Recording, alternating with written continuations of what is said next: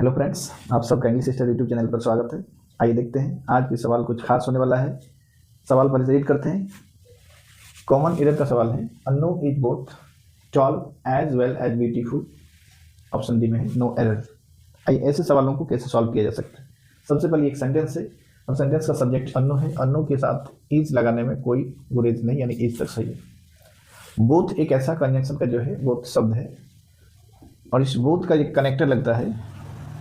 वो तीन तरह का कनेक्टर होता है, एक और, एज, वेल एज और एंड।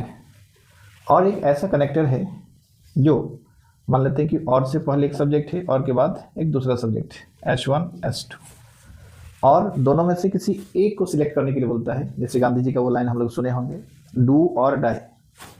तो डू और डाई दोनों में से कोई एक चूज करना है।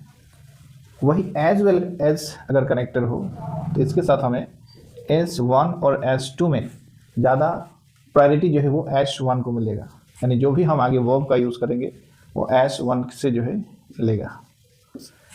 एंड एक ऐसा है जो समानता पर विश्वास करता है, सबको लेके चलता है। यानी अगर हम सामने S1 बाद में S2 लगाए तो दोनों को मिल के जो है वर्ब लेने को कहेगा। अगर यहाँ एक है यहाँ एक है, दो नाउन हो गया तो वो प्लूरल हो जाएगा और आने वाला वर्ब को भी वो प्लूरल लेने को कहेगा। बोथ एक ऐसा शब्द है जिसका अर्थ होता है दोनों, और हम में से देखें कि और एक और जो कनेक्टर है वो दोनों में से कोई एक को प्रायोरिटी दे रहा है, डू और डाई।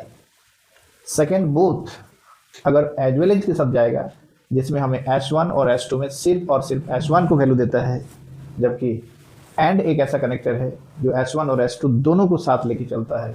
यानी हमारे सेंटेंस में जो बोथ है ये दोनों की बात करेगा, एज वेल एज सिर्फ फर्स्ट वाला की बात करेगा, यानी सिर्फ टॉल की बात करेगा, जो कि बोथ के साथ सुइटेबल मैच नहीं हो रहा है। यानी हमें एज वेल एज को हटा के यहाँ बोथ का सुइटेबल कनेक्टर के तौर पर हम एंड को रखेंगे। Option number B is correct answer. ऐसे सवालों को हम लोग इजीली सॉल्व कर सकते हैं। आप जुड़े रहिए इंग्लिश सिस्टर यूट्यूब चैनल पर। डेली हम लोग अपडेट कुछ ना कुछ सवाल हम लोग सॉल्व करते रहेंगे और आप सब बताएंगे कि ऐसे सवालों की जो है आप लोग का नीड है। हम वैसे सवालों को लेके आप लोग के सामने आएंगे।